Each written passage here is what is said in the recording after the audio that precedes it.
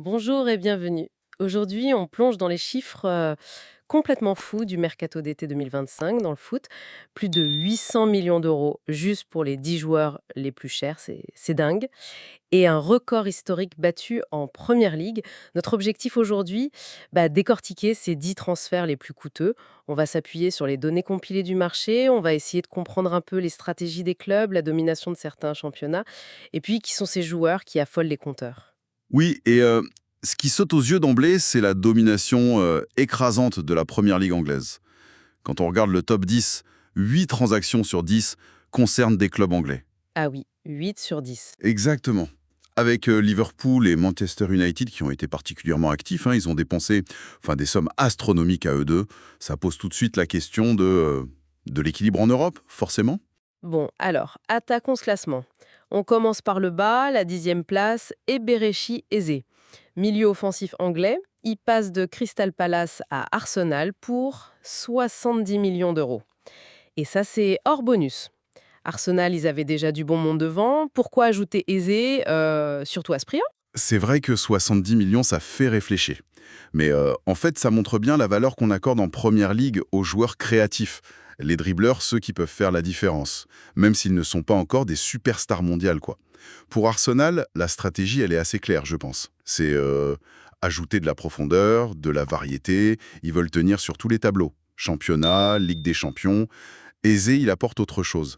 Un profil capable de débloquer des matchs fermés. D'accord, intéressant. Alors, 9e position, Luis Diaz. L'ailier colombien, lui, il fait le chemin inverse en quelque sorte, hein. Il quitte Liverpool pour le Bayern Munich. 70 millions aussi. C'est un peu surprenant, non? Un joueur comme ça qui quitte la première ligue. Oui, c'est un mouvement notable.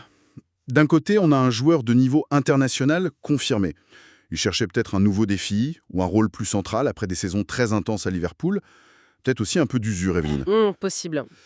Et de l'autre côté, le Bayern, il récupère un ailier polyvalent, expérimenté, pour une somme conséquente, oui, mais peut-être moins élevée qu'il y a un an ou deux. La vraie question maintenant, ça va être son adaptation. La Bundesliga, c'est différent, hein. Le rythme, la tactique. Oui, on verra comment il s'en sort. Et ça libère des fonds pour Liverpool, peut-être. Tout à fait, on y reviendra sûrement. On continue. 8e place, Matheus Cunha, l'attaquant brésilien. Il passe de Wolverhampton à Manchester United pour, on parle de plus de 74 millions d'euros. C'est un joueur talentueux, technique, mais ce prix, il a quand même fait beaucoup jaser. C'est quoi la logique pour United? Ça montre peut-être une certaine urgence. Manchester United est en pleine reconstruction devant et il semble prêt à payer le prix fort, vraiment, le prix fort, pour des profils bien précis. Cunha, il est technique, polyvalent, c'est vrai. Mais bon, son passage à l'Atlético, par exemple, ça justifiait pas forcément une telle somme pour tout le monde. C'est un pari, Un gros pari, alors. oui. Soit il explose complètement dans ce nouvel environnement, soit ça va être vu comme une dépense un peu excessive. Symptomatique d'un club qui parfois est obligé de surpayer sur le marché. D'accord. 7e place, là c'est un nom très connu, Victor Osimhen. L'attaquant nigérien quitte Naples pour Galatasaray, où il était déjà prêté. Montant 75 millions d'euros. Ça, pour le championnat turc, c'est énorme. Oui, c'est historique pour la Super League. C'est le transfert le plus cher de leur histoire, et de loin. Pour Naples, c'était sans doute le moment ou jamais de récupérer une grosse somme. Il arrivait en fin de contrat l'année prochaine. Ah, d'accord, ça explique. Et pour Galatasaray, c'est une affirmation de leurs ambitions européennes. Ils sécurisent un buteur de classe mondiale, champion d'Italie 2023. Ils connaissent déjà le club en plus. C'est un signal fort qu'ils envoient. Même si, ça reste une exception hors des 5 grands championnats. Oui, l'exception qui confirme la règle, on va dire. Alors, 6e position, et on retourne à Manchester United. Brian Mbeumo, l'ailier camerounais de Brentford. Il arrive pour 76 millions d'euros hors bonus. Encore une dépense offensive massive pour United. Oui, encore une U. United continue son fourrage. Son marché XXL en attaque. Mbeumo, c'est un profil un peu différent du Cunha, moins star sur le papier peut-être, mais il a vraiment prouvé son efficacité en Première Ligue avec Brentford. Il formait un super duo avec Wissa. C'est vrai, ils étaient performants. Et puis il est polyvalent aussi. Mais ce prix, ça montre encore une fois le coût exorbitant des transferts internes à la Première Ligue.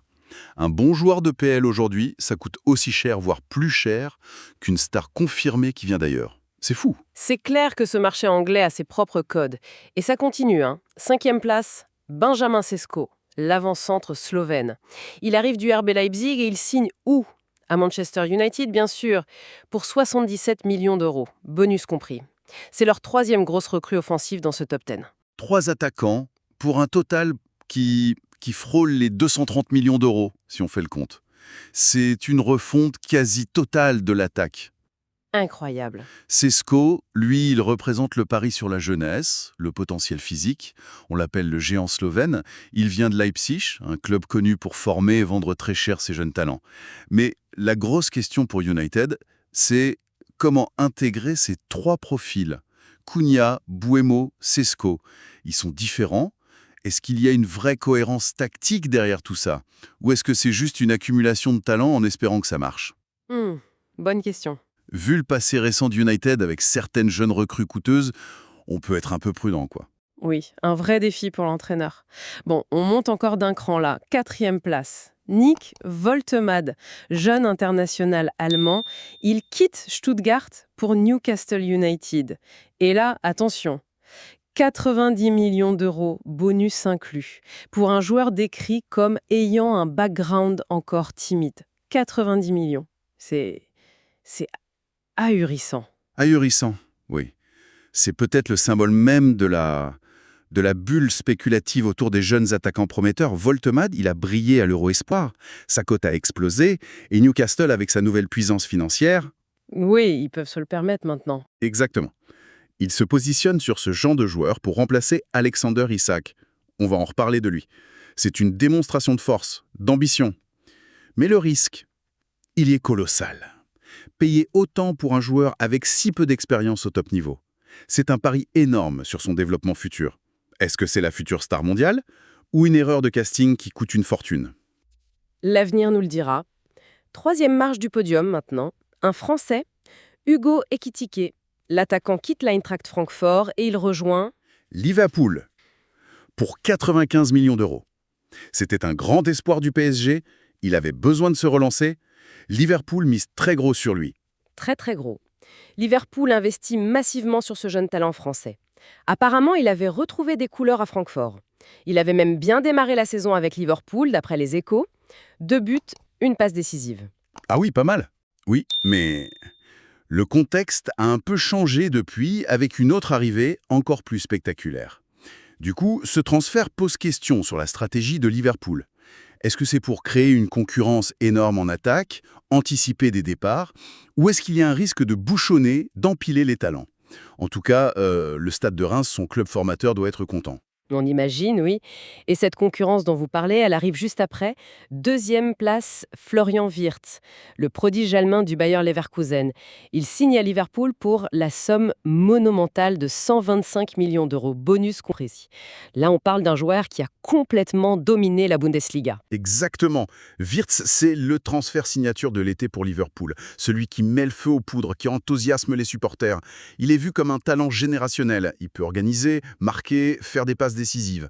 Liverpool n'a pas hésité une seconde à sortir le très très gros chéquier, sûrement pour griller la politesse à d'autres grands clubs. C'est sûr. On attend de lui qu'il transforme le jeu des Reds. C'est vraiment la stratégie assumée, de payer le prix maximum pour avoir les 2 ou 3 meilleurs jeunes du monde à leur poste. Une stratégie claire, mais qui coûte une fortune. Et on arrive au sommet, le numéro 1. Transfert record de l'été 2025 et record absolu pour la Première Ligue, Alexander Isak. L'attaquant suédois quitte Newcastle pour Liverpool, encore eux, montant 144 millions d'euros. C'était le feuilleton de l'été et ça s'est conclu le tout dernier jour. 144 millions. C'est un chiffre qui dépasse l'entendement. Ça pulvérise le record anglais précédent. C'est vraiment l'aboutissement de l'offensive spectaculaire de Liverpool sur ce mercato. Isak, il sort d'une saison où il a confirmé être un buteur de classe mondiale en PL. Indiscutablement. Pour Newcastle, sportivement, c'est une perte immense. Financièrement, c'est une plus-value gigantesque, bien sûr. Et pour Liverpool, c'est la déclaration d'intention ultime, quoi. Accumuler une puissance de feu offensive sans précédent. Salah, Wirtz, Gakpo et Ekitike. Et maintenant Isak. C'est une sacrée armada, hein. Ah oui, ça pose des questions tactiques, bien sûr, comment faire jouer tout ce monde. Mais surtout, ça illustre de manière éclatante la concentration extrême du pouvoir financier. C'est ça, le mot-clé, hein, concentration. Quand on regarde ce top 10, le bilan il est frappant, hein. 8 transferts sur 10, on l'a dit, c'est la première ligue.